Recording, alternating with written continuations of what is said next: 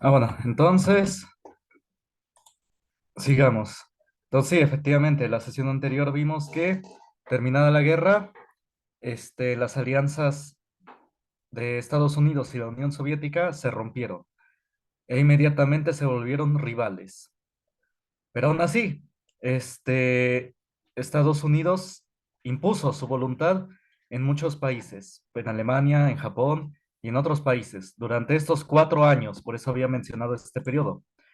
Durante estos 4 años, del 45 al 49, Estados Unidos era la única potencia nuclear, tenía la fuerza, impuso su voluntad en varios países, excepto en la Unión Soviética. Estaba diciendo que militares y una minoría, un cierto sector minoritario de militares y políticos de Estados Unidos proponían al presidente de Estados Unidos invadir la Unión Soviética, detener su avance, pero no les hicieron caso. ¿Por qué propusieron eso? Porque veían con peligro la ideología marxista, que la Unión Soviética había jurado, se puede decir, expandir en todo el mundo. Digo, suena como algún villano, pero así lo dijeron, realmente, dijo Stalin, que iban a imponer a sangre y fuego el marxismo en todo el globo, había dicho. Entonces, pero Estados Unidos no es el bueno, no. Este, como he dicho, impuso también su voluntad en varios países. Es lo que les digo, aquí no hay buenos ni malos, ¿sí? Aquí son intereses, intereses que intentan imponer a otros países o a otras personas. Bueno, entonces, fue hasta el 49 cuando la Unión Soviética obtuvo las armas nucleares. Ahorita vamos a ver cómo. No fue por su ingenio tecnológico. Ahorita vamos a ver cómo las obtuvo. Entonces, y ya teniendo las armas nucleares, ya podía luchar de igual a igual o ponerse, como decimos, al tú por tú con Estados Unidos. Dice acá, obtuvo, bueno, las armas nucleares, gracias, entre otros factores, a los secretos nucleares vendidos por espías como Julius y Ethel Rosenberg. Bueno, entonces, aquí fueron dos espías que efectivamente, aquí dice, fueron apresados y condenados a muerte en los Estados Unidos a principios del año 50 y ejecutados. Bueno, fueron apresados en los años 50 y ejecutados en 19 de junio de 1953 por venderle esos secretos a la Unión Soviética. Pero no fueron los únicos. Ahorita vamos a ver que no fueron los únicos. Ahorita vamos a ver quién es más. Llama la atención, sin embargo, comprobar que en esos meses posteriores a los bombarderos nucleares contra Hiroshima y Nagasaki, el secretario de Guerra, Henry L. Stimson, el secretario de Comercio, Henry Wallace, y el secretario adjunto de Guerra, John McCloy, reunieran sus esfuerzos tendientes a compartir la tecnología nuclear estadounidense con Gran Bretaña y particularmente con la Unión Soviética. Bueno, con Gran Bretaña, es decir, con Inglaterra, con el Reino Unido, porque son hermanos. Iban a tener las armas nucleares, porque Estados Unidos y el Reino Unido son hermanos. Actualmente y durante la Segunda Guerra Mundial y la Primera, eran hermanos. Entonces sí, era normal que Estados Unidos le diera los secretos de la bomba atómica a Gran Bretaña, al Reino Unido. Pero aquí dice, y particularmente también con la Unión Soviética. Entonces, no fue una alta traición del todo pasarle bueno, es que aquí les había dicho, ¿no? Que estas dos personas fueron condenados a muerte por darles secretos a la Unión Soviética. Pero mismo del gobierno de Estados Unidos estaban abogando porque le pasaran la tecnología nuclear a la Unión Soviética. Mismo un secretario de guerra, un secretario de comercio, miren, también aquí, ¿qué hace un secretario de comercio en estas decisiones de guerra, no? Y el secretario adjunto de guerra, John McCloy. Estas tres personas querían que también la Unión Soviética tuviera armamento nuclear. Entonces, porque dice aquí, pues creían que una medida semejante, es decir, que esta decisión de compartirles los secretos, sería vista por ambos aliados como un gesto de buena fe. Entonces ya se barajaba la posibilidad de darle a la Unión Soviética la tecnología nuclear. Entonces, por un lado, se puede decir que Estados Unidos estaba dividido. Por un lado, un sector que sí quería barrer con la Unión Soviética, que los veía como un peligro por su ideología marxista, y otro sector que quería que incluso que la Unión Soviética tuviera el armamento nuclear, que efectivamente después lo obtuvo, efectivamente. Entonces, aquí dice, aquí está un poco esa lucha. Este plan de darle los secretos de la bomba atómica a la Unión Soviética fue duramente resistido por el entonces secretario de la Marina y futuro secretario de Defensa, James Forrestal, quien era un acérrimo anticomunista, es decir, antimarxista. Para nada quería esa ideología. Por eso lo veía con demasiado peligro. Se opuso vehementemente. Extrañamente, a los pocos años, miren qué pasó. Este general, James Forrestal, de la Marina, se oponía a que la Unión Soviética tuviera el armamento nuclear. ¿Y qué pasó? Miren, extrañamente, a los pocos años, Forrestal acabaría sus días suicidándose al lanzarse desde una ventana del Hospital Bethesda de la Armada en Maryland, al cual había sido confinado por depresión nerviosa. Entonces vean cómo muchas cosas de la historia que hay que ver el trasfondo, hay que como que poner en duda. Entonces, resulta que coincidentemente después terminó suicidándose, se lanzó desde una ventana. Están como en estas películas de comedia, ¿no? Que es casi humor negro. Bueno, entonces, sí, hay muchas cosas que cuestionar, ¿no? Que ver, si efectivamente así fue.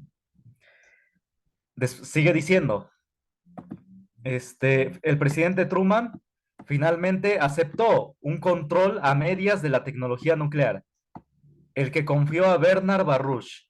Ahorita vemos a ese personaje. Pero sí, entonces el presidente finalmente le pasó parte de la tecnología nuclear, por eso aquí habla de un control, es decir, que le pasó parte, no todo, de la tecnología nuclear a la Unión Soviética. Entonces, vemos que como que a veces se contradicen. Por un lado, eran enemigos, pero por otro lado, les pasaron la tecnología suficiente para que lucharan contra ellos, contra Estados Unidos.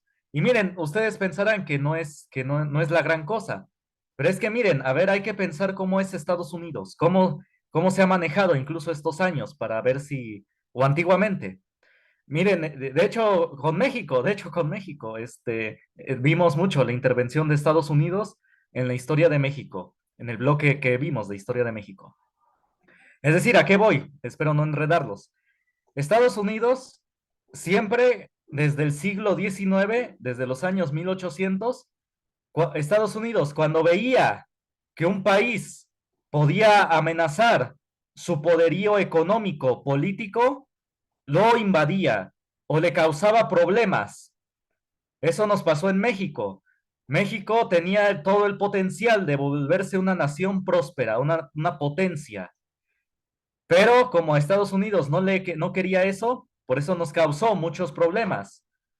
Mismo José Vasconcelos dice que las leyes de reforma fueron hechas por Estados Unidos, que Juárez prácticamente le recibió las leyes de reforma y las impuso casi al pie de bueno, tal y como estaban. No implementó todo porque Juárez sabía que iba a causar mucho problema, pero las impuso parcialmente. Parte de mucho de lo que le dieron, según dice José Vasconcelos, en Estados Unidos, la mayoría sí lo implementó. Hubo partes que no las implementó, pero sí la mayoría. O también, tan solo podemos ver que nos quitó más de la mitad del territorio. Entonces sí, para evitar, ¿no? Que México, fuera próspero, que decayera México y al revés, con ese territorio, Estados Unidos prosperara. Y así se ha manejado Estados Unidos. Siempre que vea una nación, que puede ganarles en poderío económico o militar o político, le causa problemas Estados Unidos, lo invade o le causa ahí problemas internos, le causa revoluciones. Por eso también está el problema también con la guerra de Ucrania, la guerra con Rusia, porque Estados Unidos no quiere que Rusia le gane en poderío económico y militar. También a China. Estados Unidos intenta causarle problemas a China para que no le gane en poderío económico, político, militar. Entonces, así se ha manejado Estados Unidos durante casi toda su existencia. Entonces uno se pregunta, por qué le daría a la Unión Soviética el armamento para que efectivamente pudiera casi vencerlos, darle a otro país extranjero este, la oportunidad de vencerlo? ¿Sí me entienden? Es como si ustedes tuvieran un conflicto con una persona, tuvieran una discusión, un pleito. E imagínense que a esta persona con quien tienen el pleito, ustedes le cuentan un secreto de ustedes, o algo que usted, digamos, puede decir un secreto íntimo. Entonces uno pensará, ¿por qué le darían este secreto íntimo a ustedes, a esta persona con la que tienen conflictos, si esta persona puede usarlos en su contra de ustedes?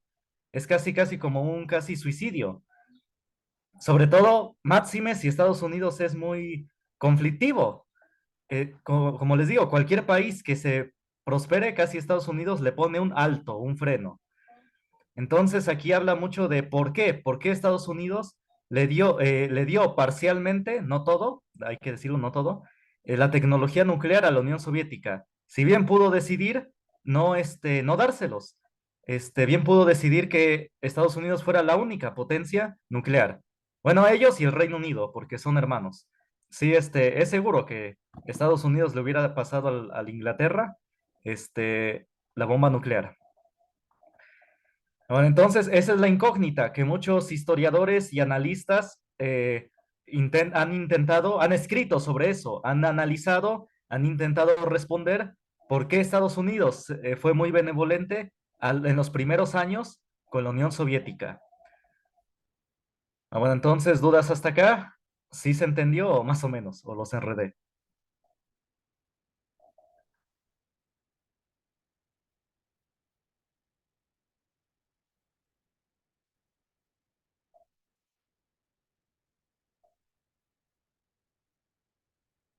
Bueno, y vemos que este tipo de contradicciones o de pleitos internos en Estados Unidos era muy alto, como este general, que se oponía con todas sus fuerzas que se le pasara parte de la tecnología nuclear a la Unión Soviética.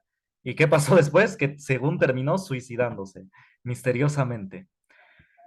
No es el único, también el general Patton, un general muy famoso, condecorado de la Segunda Guerra, Patton, George Patton creo que es, pero sí se apellida Patton. este, Igual, decía por ahí que iba a revelar algunas cosas que había visto en Alemania, que como que no le gustó que juzgaran a los nazis como fueron juzgados, y que iba a revelar, según él, la verdad. ¿Y qué pasó? Igual terminó suicidándose misteriosamente, este general Patton, terminada la Segunda Guerra Mundial. Misteriosamente se suicidó e investigar su muerte está prohibido. En Estados Unidos, si un chavo quiere investigar sobre la muerte de James Forrestal o sobre la muerte de Patton, de George Patton, generales de Estados Unidos de la Segunda Guerra, este, lo arrestarían y casi lo tratarían como terrorista. Entonces, sí, hay muchas cosas que hay que pensar, ¿no? Bueno, dudas, comentarios hasta acá.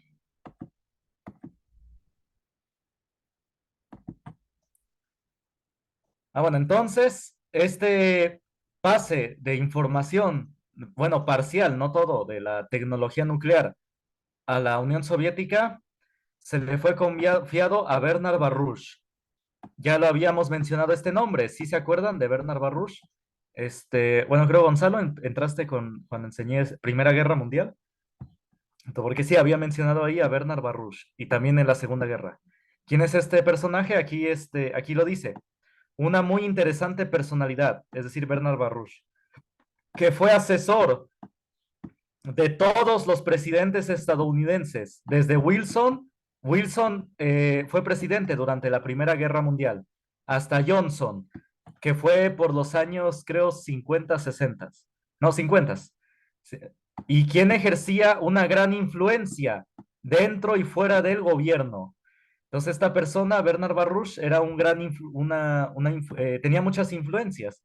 Tan solo por alguna razón que muchos han intentado analizar, asesoraba a demasiados presidentes, a Wilson, a Roosevelt, a Truman, a Eisenhower, todos esos presidentes que estuvieron desde la Primera Guerra Mundial hasta la Segunda Guerra Mundial y después de la Segunda Guerra Mundial, pocos años después, hasta su muerte prácticamente. La única razón de por qué no siguió asesorando a los presidentes, pues fue porque evidentemente murió. Si no, pues hubiera seguido con los siguientes presidentes. Ah, sí, los sesentas, porque también asesoró un poco a Kennedy. Sí, sí, sí, también en los sesentas. Hasta los sesentas, estuvo ahí en el gobierno de Estados Unidos. Él era un empresario o también el corredor de bolsa. Bueno, no corredor, sino, pues sí, gente de la bolsa de valores de Wall Street. Entonces era un hombre muy rico, tenía mucho dinero, pero también tenía un poder político que muchos intentan descifrar, ¿no? ¿Por qué lo tenía? Porque una cosa sí es tener mucho dinero, pero también aparte está que influir en prácticamente todos los presidentes, desde la Primera hasta Guerra Mundial hasta los sesentas. Entonces sí, muchos han intentado analizar eso. Y aquí, bueno, lo especifica, vamos a ver, aquí hace un específico. Aquí está, Bernard Mays Baruch. Era un financista estadounidense y confidente de presidentes. Es decir, una persona cercana a demasiados presidentes. Murió hasta el 65. Entonces, desde la Primera Guerra Mundial hasta el 65, estuvo asesorando a los presidentes de Estados Unidos. Aquí dice, quien inició su carrera como corredor de bolsa en Wall Street, amasando rápidamente una importante fortuna. Durante la Primera Guerra Mundial fue presidente de la Junta de Industrias Bélicas en el gobierno de Woodrow Wilson. Tras la guerra integró la delegación estadounidense a la Conferencia de Paz de París, actuando también como su consejero en asuntos económicos.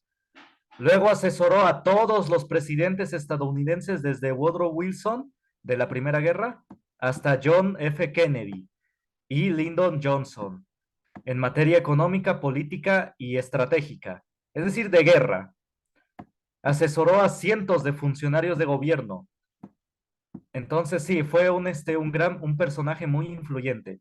Hay que tenerlo muy en cuenta, ¿eh? Si ustedes realmente quieren estudiar historia, si realmente quieren estudiar en serio historia, deben saber quién es Bernard Mains Baruch. Bueno, después, bueno, dudas, comentarios hasta acá.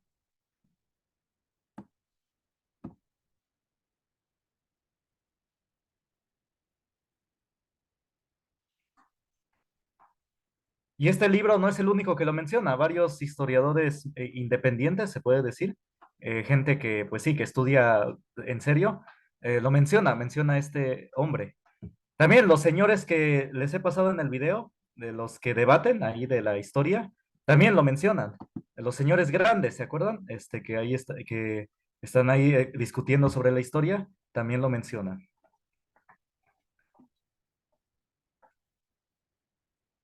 Bueno, dudas, comentarios hasta acá.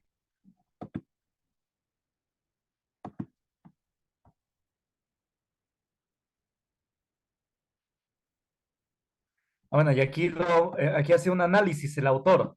Esto es su análisis. Dice que esa tecnología nuclear hubiera pasado rápidamente a manos soviéticas de la Unión Soviética, no sorprende para él, para el autor, ya que si no se lograba un equilibrio nuclear entre ambas potencias, los 45 años de bipolarismo planetario jamás hubiesen sido posibles. Bueno, aquí especifico para los que no estuvieron en la primera sesión. Les había dicho que este periodo de la Guerra Fría se llama bipolaridad. ¿Por qué? Porque los países del mundo estarían como que debatidos, como influenciados por algunos de estos países. Los países del mundo tenían que elegir un bando, se puede decir. México y todos los países del mundo tenían que elegir un bando, un partido, o estar con Estados Unidos capitalista o estar con la Unión Soviética marxista. Así, por eso a este periodo se le llama bipolaridad. no solamente por su conflicto de ellos, sino porque a consecuencia de su conflicto de ellos, los países tenían que elegir un bando, o estaban con Estados Unidos o estaban con la Unión Soviética. Si a algún país se le ocurría ser independiente, es decir, ni ser capitalista ni marxista, iba a recibir toda la furia, ya sea de Estados Unidos o de la Unión Soviética. Pues precisamente de eso trató la Segunda Guerra Mundial. La ideología nacionalsocialista de Hitler y la ideología fascista de Mussolini eran totalmente contrarios a la ideología capitalista y a la ideología marxista. Entonces por eso fueron devastados, fueron destruidos, atacados hasta morir, hasta que murieran, todo, ellos y su ideología. Esto también lo vivieron países como Argentina, donde hubo un hombre llamado Juan Domingo Perón, donde igual proponía ni ser capitalista, Argentina, que no fuera ni capitalista ni marxista. Y llegó a ser presidente ese hombre, Juan Domingo Perón. Él decía, ni capitalistas ni marxistas. Entonces, después de que fue presidente, por esa ideología de no ser ni de uno ni del otro, fue derrocado. Se creó una revolución en su país, en Argentina, para ser derrocado y lo mataron. Entonces, sí, cualquier país tenía que elegir o estar con uno o con el otro. México, estaba diciendo la sesión anterior, por su cercanía con Estados Unidos, porque es nuestro vecino del norte, por eso nosotros, pues todo el tiempo hemos estado influenciados por él. No podíamos estar con la Unión Soviética. No, y también hubiera sido un desastre, ¿eh? Hubiera sido un desastre, hasta peor. Pero más que nada por nuestra vecindad con Estados Unidos, es que estábamos con ellos. A la fuerza, pero estábamos con ellos, con Estados Unidos, a la fuerza. Y en Europa, Polonia y otros países, por igual, por ser vecinos con la Unión Soviética, por ser su vecino, pues fueron supeditados, oprimidos por la Unión Soviética. Nosotros también fuimos oprimidos por Estados Unidos. Pero sí, más que nada también aquí jugaba el factor de vecindad. ¿Con quién era vecino? Bueno, y ya otros países que estaban más lejanos. Cuba, por ejemplo, Cuba decidió ser con la Unión Soviética. Decidió estar con ellos. Y así otros países, tenían que decidir con quién estar, si con Estados Unidos o con la Unión Soviética. A ese periodo se le llama bipolarismo, porque o estabas nada más como un ping-pong, o con uno o con el otro. Ah, bueno, ¿sí se entiende? ¿Dudas hasta acá? ¿No los revolví?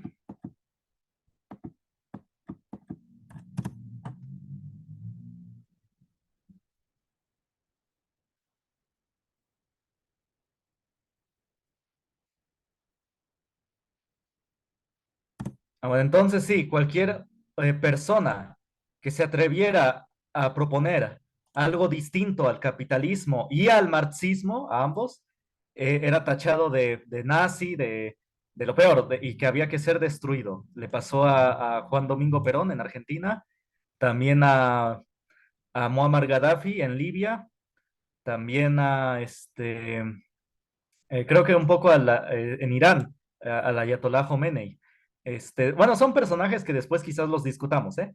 Pero sí, cualquier persona que se atreviera a ser distinto a ellos era prácticamente asesinado, era devastado prácticamente. Y así fue. Por eso es que actualmente como que no, en México igual, no hay una propuesta como para el país que no sea distinto a ellos dos. En su núcleo, todos los partidos políticos son iguales, en su núcleo. O son uno o son el otro, o son una combinación de ambos, pero vienen siendo lo mismo. Por eso México no avanza, porque en la política de México también es un ping-pong, o está con ellos o con ellos. Realmente, por eso no avanzamos. Tan solo José Vasconcelos, decía José Vasconcelos en su libro de Ética, que el marxismo solamente se le impone como educación a los países atrasados, que los países que quieren mantenerlos atrasados les enseñan el marxismo. Y sí, lamentablemente se los había dicho, en las universidades de México, prácticamente en todas enseñan el marxismo, como casi como única opción, como única opción según para sacar al país, lo cual es mentira. Más bien por eso es que estamos mal. Ah, bueno, dudas. Esto es más a debate y cualquier cosa que ustedes quieran decir, pues bienvenida, ¿eh? Pero es para que ustedes ya lo vayan tomando en cuenta, porque si ustedes eligen una carrera de derecho o de hasta de contaduría, luego hay maestros que luego les quieren enseñar a los alumnos la ideología marxista. Entonces sí, hay que tenerle cuidado. También la capitalista es un desastre, causa pobreza. Los dos son un desastre, los dos. Ah, ¿dudas, comentarios hasta acá?